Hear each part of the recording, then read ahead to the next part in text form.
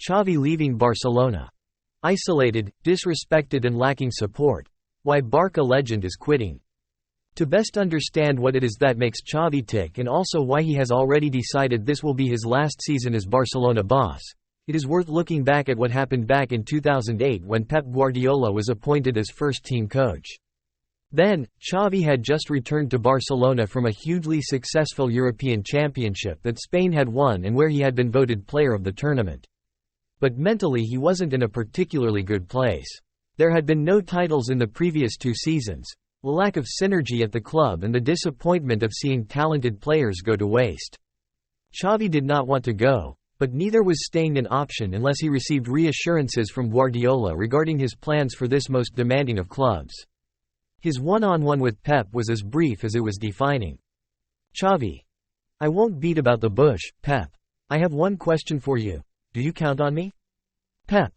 I don't see this team without you in it. I just don't see this working without you. Meeting over. The rest is magnificent history. Total, unconditional support from his new boss.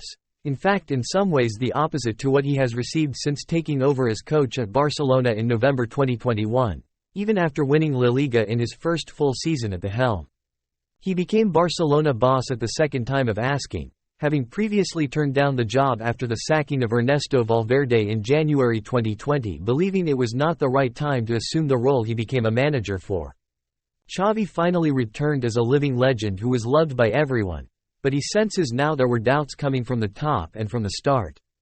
New president Joan Laporta never really saw him as the ideal man for the post, partly because of Xavi's links with Victor Font, his main rival for the presidency, but also because he believed that 2.5 seasons in Qatar was insufficient training for taking on the task of managing a club like Barcelona. Laporta even suggested privately Xavi should have gone to Barcelona B, like Luis Enrique or Guardiola had done. Laporta hired Xavi for a number of main reasons. He was the popular choice and hiring a legend is never going to be a bad look for your own profile, given it works as a shield when things do not fully work. Furthermore, Barcelona's precarious financial state was so dreadful that none of the top managers in the world at the time, some of them on Laporta's wish list, were ever going to touch the club. And things post-Ronald Koeman certainly improved, although comparisons with Guardiola were swiftly dispelled, among other reasons, because Xavi never had the depth of talent that had been available to the now Manchester City boss. In Xavi's first full season, though, the team won the league by a clear 10 points. It was won because of the team's strength in both boxes but not fully in the style that Xavi or most of the supporters would have wanted. 11 out of the 28 victories were 1-0 wins and, worryingly, financial difficulties that showed no sign of disappearing meant he could not reinforce the team how he wanted. Xavi met Erling Haaland but soon realized he was out of Barcelona's financial league. Bernardo Silva told Xavi he was happy to join Barcelona but again finances made it impossible. Martin Zubimendi was wanted to replace Sergio Busquets, but that was not even negotiated.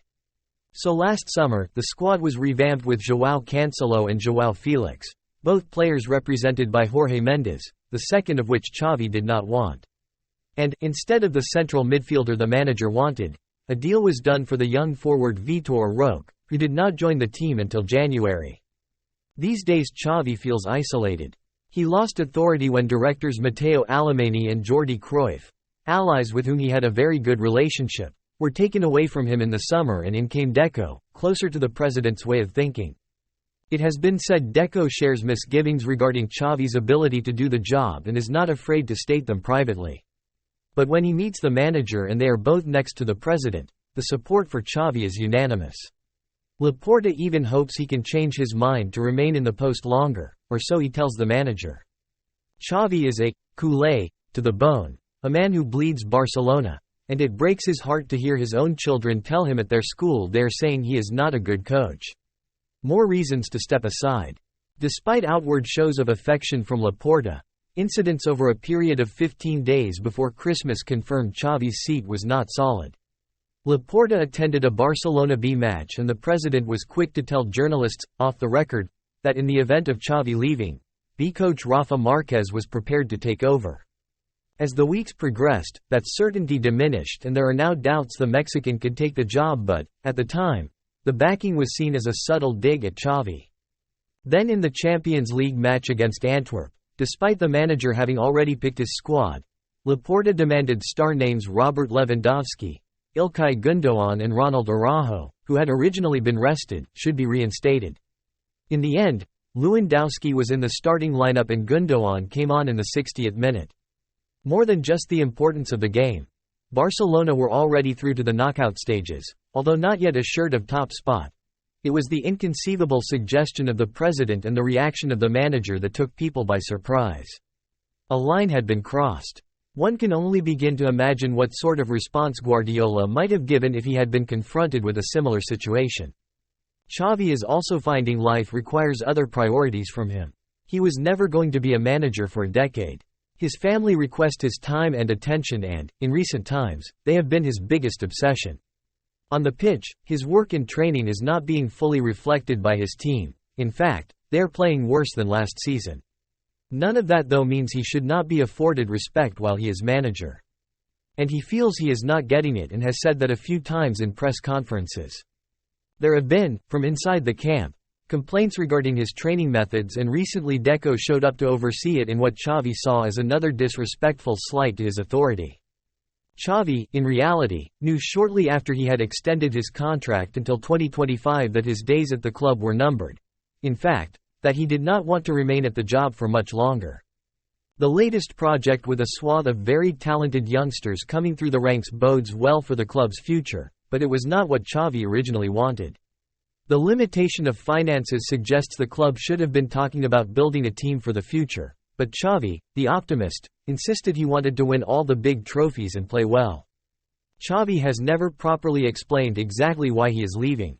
Sometimes he says it is because of the results, at other times because he feels he can no longer take the pressure.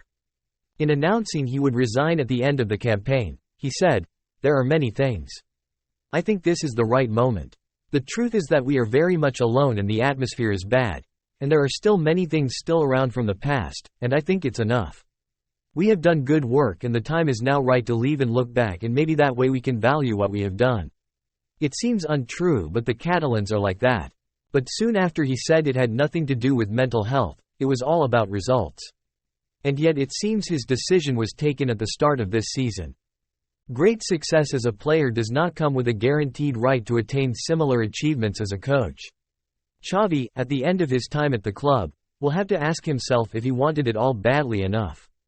What of his future? A stumbling 3-3 draw against lowly Granada on Sunday has racked the tension up at the club, and the natives are getting decidedly restless.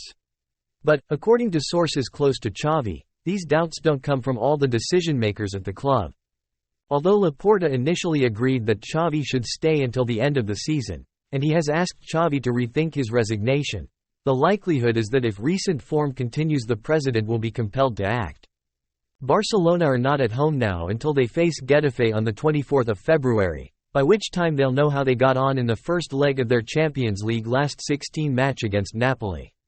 With the league realistically lost, much will hinge on the club's performance in Italy on the 21st of February, a game that has all kinds of financial, emotional and institutional implications for the club. Defeat over the two legs would cost the club the €9.6 million that comes with making it to the quarterfinals, money the Barcelona board has already budgeted for. Psychologically, it would be a huge setback for the dressing room that would effectively see an end to their competitive season. Institutionally, it would be a harmful blow to the reputation and standing of Laporta. Nobody is putting their mortgage on Xavi staying